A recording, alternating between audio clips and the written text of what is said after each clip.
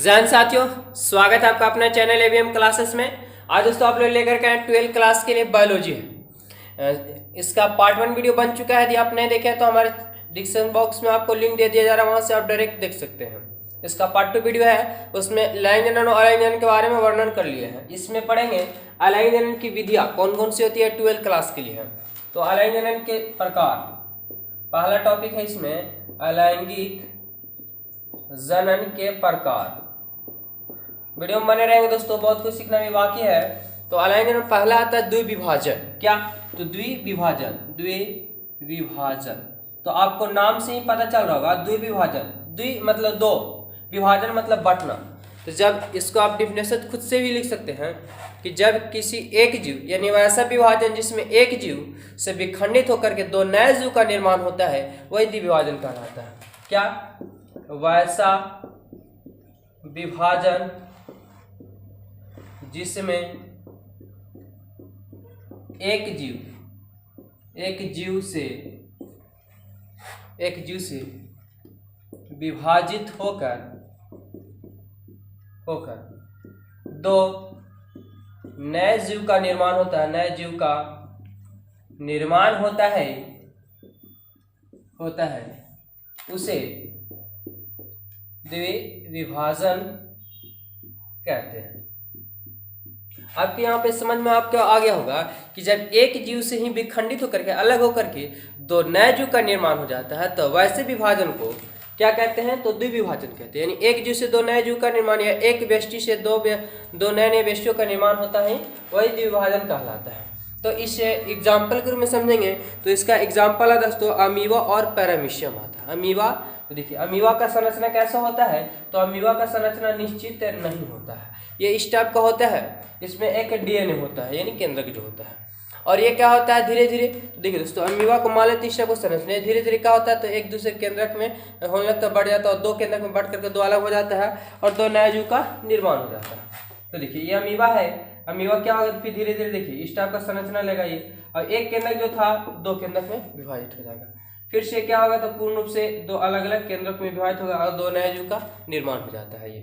तो और इसमें जो अलाइन जनन द्वारा जो उत्पन्न संतति होते हैं, जो द्विविभाजन में जो अमीबा का संरचना बनता है, संतति नहीं बनते हैं, वो अपने जनकों के समान ही होते हैं, क्योंकि वो एक ही डीएनए से बना हुआ है। क्योंकि इसमें बाहरी जीव की आवश्यकता नहीं पड़ी, खुद यानी एक व्यष्टि से दो नए व्यष्टियों का निर्माण हो जाता है। तो इसका जो डीएनए जो होता है वो एक ही डीएनए से बना होता है, इसलिए इनका संतति जो उत्पन्न होते हैं अपने जनकों के क्या होते हैं, हूबहू एकदम समान होते हैं। तो यहाँ से आपको समझ में आ गया होगा कि वैसा विभाजन जिसमें एक जीव का एक व्यष्टि से अन्य दो व्यष्टियों का निर्माण होता है, उसे ही क्या कहते हैं? द्विविभाजन कहते हैं। जैसे क्या पढ़ लिए तो अमीबा पैरामीशियम। चलिए ये तो आपको क्लियर हो गया होगा। अब दूसरा पॉइंट को पढ़ लेते हैं। दूसरा पॉइंट आता है अलाइन जनन में बीजाणु जनन। क्या? बीजाणु जनन। तो आपको यहाँ भी आपको नाम से ही पता चल रहा होगा, बीजाणु जनन यानी वैसा जनन जिसमें जीव क्या करते हैं तो बीज को उत्पन्न करते हैं, और बीज आगे चल करके अंकुरित होकर के विकसित होकर के नए पौधे का निर्माण करता है, वो क्या कहलाता है? तो बीजाणु जनन कहलाता है। आपको क्लियर हो गया होगा। चाहे तो आप यहाँ पे खुद से लिख सकते हैं दोस्तों, मैं तो लिख देते हैं। देखिए बीजाणु जनन यानी वैसा पौधा लिखिए, जो लिखिए वैसा पौधा जो बीज उत्पन्न करता है और बीज विकसित होकर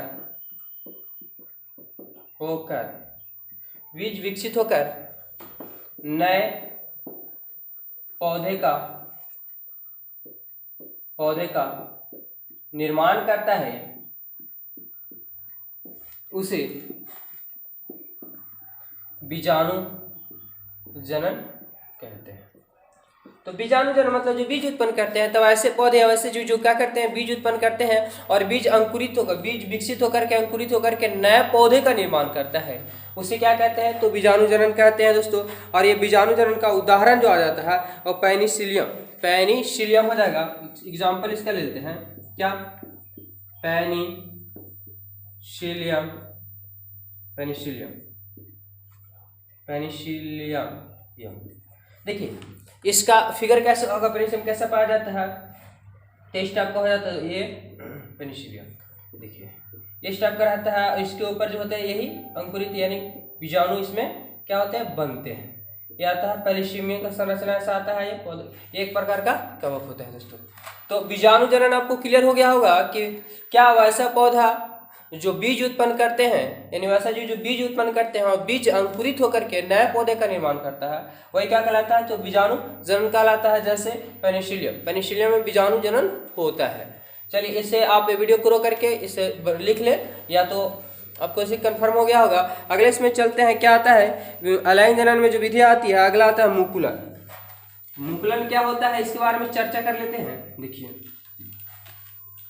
मुकुलन अलाइन जनन की विधियां भी चल रहा है दोस्तों।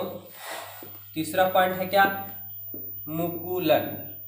तो आपको पता चल रहा होगा मुकुलन में कि जब जीव से, मुकुलन में क्या होता है कि जब जीव के शरीर से कोई मुकुल निकल जाता है यानी परवर्ध निकल जाता है और वो विखंडित होकर के नए जीव का निर्माण कर लेता है, वही क्या कहलाता है, मुकुलन कहलाता है। जैसे देखिए मुकुलन किसे कहते हैं, तो मुकुलन में जीव के शरीर से कोई मुकुल या परवर्ध निकल जाता है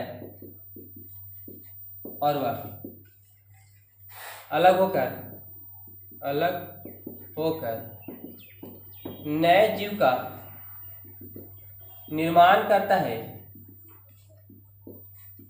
उसे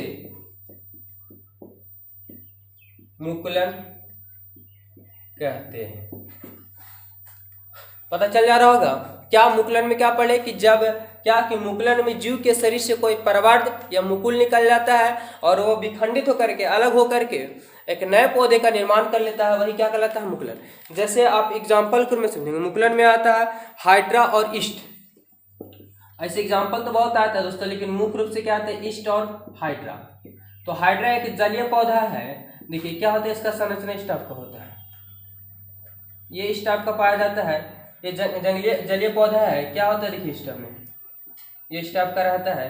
अब इसका कोई परवर्ध भाग देखिए टूट जाएगा और टूट करके ये अलग होकर के नए पौधे का निर्माण कर लेते हैं। जैसे आप एग्जाम्पल में समझेंगे, बहुत से ऐसे आते हैं, जैसे आपका अदरक आ जाता है, अदरक में भी जब परवर्ध निकले रहते हैं कोना और वो अलग हो जाने के बाद क्या होते हैं, नए पौधे का निर्माण कर लेते हैं।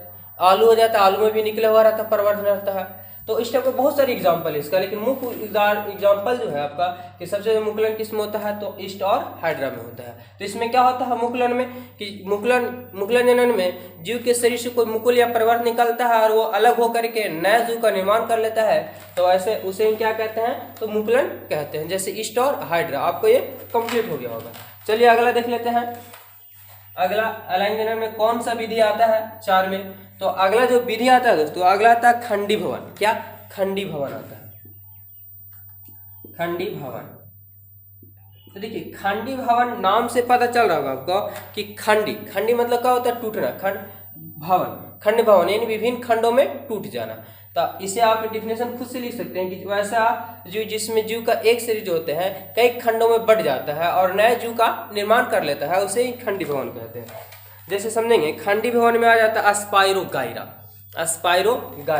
देखिए इसका एग्जाम्पल कैसा होगा, ये आपका अस्पाइरोगायरा का ये संरचना हो गया, ये इस टाइप का होता है दोस्तों। देखिए ये एक पूरा था, ये क्या होगा, अलग यहाँ टूट जाएगा, ये इतने भागों में, फिर से ये अलग, ये वाला बीच वाला भाग इधर अलग हो जाएगा और ये वाला भाग अलग हो जाएगा और ये फिर से 3 भागों में, मतलब इस प्रकार से बढ़ते जाते हैं।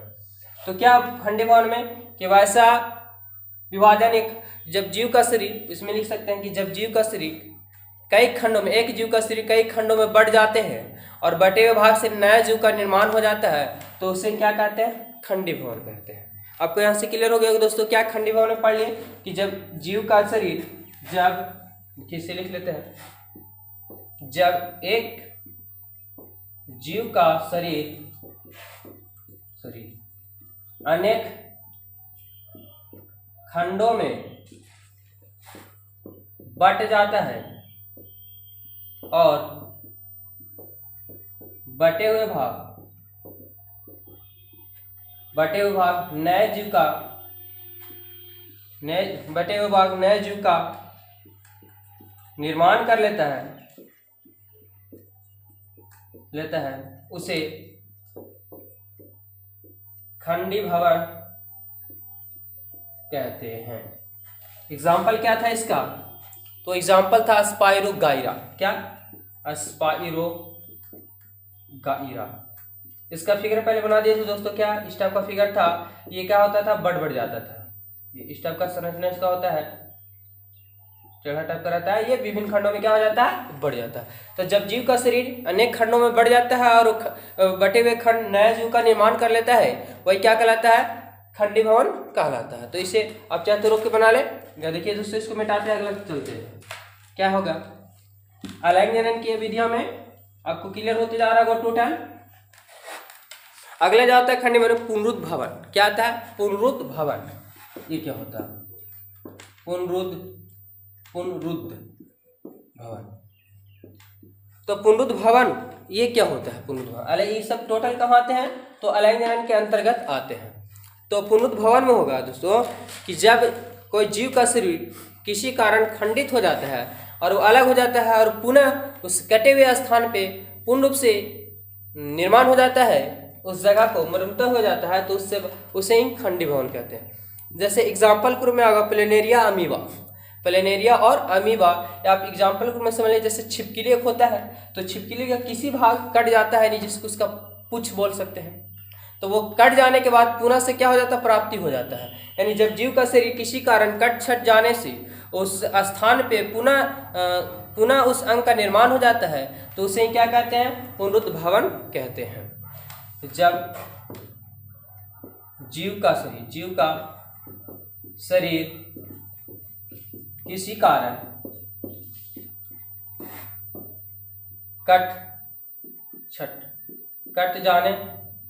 जाने से उसी के स्थान पर जब जीव का शरीर किसी कारण कट जाने से उसी के स्थान पर नए पूर्ण रूप से फिर से लिख सकते हैं, पूर्ण रूप से या फिर से उस अंग का निर्माण हो जाता है, उसे क्या कहते हैं? पुनरुद्ध भवन कहते हैं। तो आपको क्लियर हो गया दोस्तों कि जब जीव का शरीर किसी कारण, आपका पूरा शरीर गर्दन कट जाएगा तो गर्दन थोड़ी आएगा, यानी जब कोई विशिष्ट अंग शरीर से, कोई अंग ऐसे अंग जो बाहरी अंग हो जाते हैं, वो कट जाने के कारण उसके स्थान पर पूर्ण रूप से आपको फिर से वहाँ पे वही अंग का निर्माण हो जाता है, वो आपको क्या कहलाएगा? तो पुनरुद्ध भवन कहलाता है। जैसे एग्जाम्पल के रूप में क्या पढ़े? अमीबा। तो अभी सबसे पहले पढ़ गए दोस्तों अमीबा। ये देखिए, अमीबा का संरचना कोई निश्चित नहीं होता। अगर मान लें कि सपोर्टेड किसी कारण ये कट जाता है, तो ये फिर से आपस में क्या होते हैं? ये फिर से जुड़ जाता है। तो ये आ गया कौन? अमीबा। तो अमीबा में क्या होता है कि किसी कारण शरीर कट छट भी गया ना, तो उसके स्थान में फिर से प्राप्ति हो जाता है। लेकिन मनुष्य का ऐसा नहीं, अगर अंगुली कट गया, हाथ कट गया, तो कट ही रहेगा, दोबारा उससे उत्पन्न नहीं होगा। लेकिन कुछ जीव ऐसे होते हैं, जैसे छिपकली के रूप में आप देख लेंगे, घर में छिपकली होता है सभी का, किसी कारण उसका पुच्छ कट जाता है, तो वहां से पुनः उसे वो अंग आ जाता है, तो वो किस में आ जाएगा? तो पुनरुद्ध भवन में चला जाएगा। किसके अंतर्गत आता है? तो अलैंगिक जनन के। तो अमीबा और प्लेनेरिया, इसका एग्जाम्पल क्या होगा? प्लेनेरिया। तो ये था आपको अलैंगिक जनन से कुछ रिलेटिव दोस्तों। तो इसके बाद जो है आपका आता है कायिक जनन। कायिक जनन में क्या होता है? तो कायिक जनन में हो जाता है, कायिक जनन किसे कहते हैं? कायिक जनन ये क्या होता है? कायिक जनन में समझेंगे। तो पौधे में अलैंगिक जनन को कायिक जनन कहा जाता है। पौधों में अलैंगिक जनन को ही क्या कहा जाता है? कायिक जनन कहा जाता है। और कायिक जनन जो होते हैं सो दो प्रकार के होते हैं, एक प्राकृतिक होता है और एक कृत्रिम होता है। तो इस वीडियो में इतने ही तक रहने देते हैं, अगले चलेंगे वीडियो में, यानी अगला जो टॉपिक स्टार्ट करेंगे उसके बाद कायिक जनन से प्राकृतिक और रासायनिक कृत्रिम जो होता है उसके बारे में और आगे इसकी चर्चा करेंगे। तब तक के लिए दोस्तों ये इतने ही तक रहने देते हैं। यदि हमारा वीडियो अच्छा लगा हो तो वीडियो को लाइक कर देंगे, और चैनल में पहली बार हो तो चैनल को सब्सक्राइब कर लेंगे, और साथ में बेल आइकन दबा लेंगे, क्योंकि आपको यहाँ से बहुत सारी वीडियो आपको मिलने वाले हैं और इजी कॉन्सेप्ट के साथ। तब तक के लिए धन्यवाद।